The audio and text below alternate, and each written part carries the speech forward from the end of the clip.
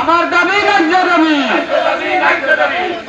লগতে শিক্ষক কৰ্মচাৰী বন্ধুসকল, আপোনালোকে আজি এটা প্ৰতিকূল বতৰ নেওচি হ'লেও আজি এই কোকৰাঝাৰ চহৰৰ মাজমজিয়াত থকা চিলড্ৰেন পাৰ্কত মহাত্মা গান্ধীৰ প্ৰতিমূৰ্তিৰ তলত আমি যি কাৰ্যসূচী লৈছোঁ, বিটিআৰ অঞ্চলৰ 125খন হাইস্কুলৰ 1382জন শিক্ষক কৰ্মচাৰীৰ পদ প্ৰাদেশিকৰণৰ দাবী লৈ আজি এই ধৰ্ণা কাৰ্যসূচী আমি ৰূপায়ণ কৰিছোঁ। আচলতে আমাৰ এই কাৰ্যসূচী হ'বলগীয়া আছিল বিটিচি ছেক্ৰেটাৰিয়েটৰ সন্মুখত, সচিবালয়ৰ সন্মুখত আমি এই কাৰ্যসূচী লৈছিলোঁ, কিন্তু তেখেতসকলে তাত আমাক অনুমতি নিদিয়াৰ কাৰণে বহু পলমকৈ বহু হাৰাশাস্তিৰ মাজেৰে এইখন মানে চিলড্ৰেন পাৰ্কত আমি এই কাৰ্যসূচী হঠাৎ আমি ল'বলগীয়া হ'ল। তাৰ কাৰণে আমি দুঃখিত। ইয়াত বহুত কষ্ট হৈছে আমাৰ শিক্ষক কৰ্মচাৰীসকলৰ, ইয়াত মানে ঠাইৰ অলপ অসুবিধা আছে। তাৰ মাজতো প্ৰতিকূল বতৰ নেওচি ইয়াত উপস্থিত হৈছে। মই সকলোকে আন্তৰিকভাৱে ধন্যবাদ দিছোঁ, সংগ্ৰামী অভিনন্দন জনাইছোঁ। আমাৰ মুখ্য দাবী হ'ল বিটিআৰ চুক্তিৰ 6.3 দফা কাৰ্যকৰীকৰণৰ যোগেদি বিটিআৰ অঞ্চলৰ সমস্ত বিদ্যালয়সমূহক প্ৰাদেশিকৰণ কৰা হ'ব বুলি এটা নিৰ্বাচনী প্ৰতিশ্ৰুতি দিয়া হৈছিল। তাৰ কাৰণে এটা ইতিমধ্যে এডভাইজাৰী কমিটিও অলৰেডি মানে গঠন হৈছে। অসম চৰকাৰৰ লগত বড়ো সাহিত্য সভা এপছুৰ প্ৰতিনিধিক লৈ এখন উচ্চ পৰ্যায়ৰ এখন কমিটি গঠন কৰিছে। এই কমিটিয়ে ইতিমধ্যে প্ৰথম পৰ্যায়ৰ কাম ইতিমধ্যে লেহেৰীয়া হৈছে, ইয়াত মানে হেমাহি হৈছে।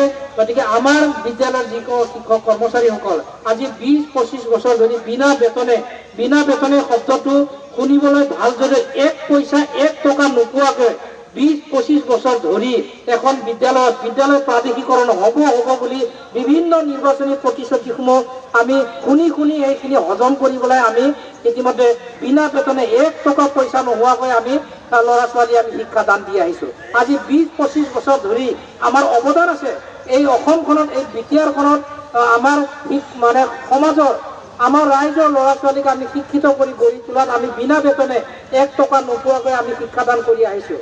ইয়াত আমাৰ এটা মহৎ উদ্দেশ্য আছে যে আমাৰ অনগ্ৰসৰ অঞ্চলৰ একেবাৰে পিছপৰা অঞ্চল, যিখন বিটিআৰ অঞ্চলৰ একেবাৰে পিছপৰা অঞ্চলসমূহত আমাৰ বিদ্যালয়সমূহ স্থাপন কৰিছে ৰাইজে।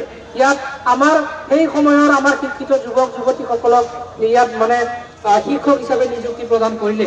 আৰু এনেই 1977 চনৰ যিখন প্ৰভিন্সিয়েলাইজেশ্যন এক্ট আছিল, সেই এক্ট মতে 4 বছৰৰ ভিতৰত বিদ্যালয় প্ৰাদেশিকৰণ কৰিব লাগে স্থাপনৰ পৰা।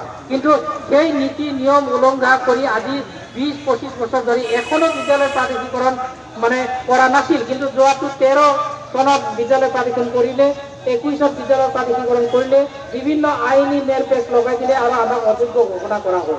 ইতিমধ্যে বিটিআৰ অঞ্চলৰ 125খন হাইস্কুলত 1382জন শিক্ষক কৰ্মচাৰীৰ পদ আছে।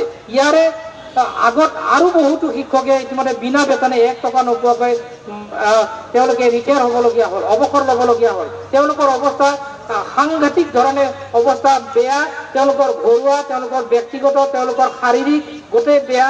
আমি যিখিনি এতিয়া বৰ্তমানত যিখিনি শিক্ষাদান কৰি আছোঁ, আমাৰ অৱস্থা তথৈবচ।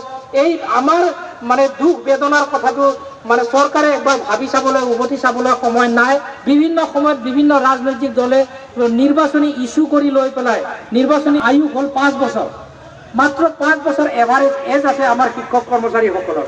5 বছৰৰ ভিতৰত গোটেইখিনি শিক্ষকে মানে ইয়াত অৱসৰ ল'ব, এনেকুৱা এটা এজ গ্ৰুপৰ মানুহ আমি।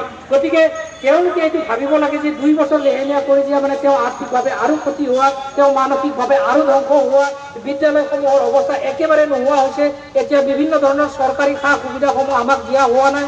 চাইকেলৰ পৰা, কিতাপৰ পৰা, বিনামূলীয়া ইউনিফৰ্ম, আমাৰ বিল্ডিং গ্ৰাণ্টৰ পৰা চবতে আমাক লেই চেই কৰা হৈছে। আমাক এই অপ্ৰাদেশিকৃত বিদ্যালয়সমূহক এটা দোষ জাপি দিয়া হৈছে যে তেওঁলোকে বিদ্যালয় স্থাপন কৰি লৈছে, যে আমাক চৰকাৰক এটা বোজা জাপি দিছে। এনেকুৱা ধৰণৰ এটা মানসিকতা, এনেকুৱা ধৰণৰ এটা কথা বতৰা মানে প্ৰচাৰ কৰোৱা হৈছে। গতিকে আমাক এই বিদ্যালয়সমূহ স্থাপন কৰাৰ ক্ষেত্ৰত ৰাইজৰ অৱদান আছে, সেই অঞ্চলসমূহৰ ৰাইজৰ অৱদান আছে, মহৎ উদ্দেশ্য আছে, সেইসকলৰ ল'ৰা ছোৱালীক শিক্ষিত কৰি গঢ়ি তোলাৰ স্বাৰ্থ আছে।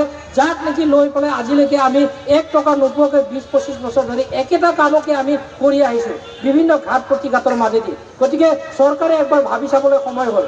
আচৰিত ধৰণৰ কথা, 1 টকা নোপোৱা বাকী আছে, এইখন বিদ্যালয়ক অতি শীঘ্ৰে প্ৰাধিকৰণ কৰাৰ ব্যৱস্থা কৰক। ইতিমধ্যে জুন জুলাই মাহৰ ভিতৰত আমি প্ৰাধিকৰণ কৰাৰ কাৰণে আমি তীব্ৰ দাবী কৰিছোঁ আৰু আমাৰ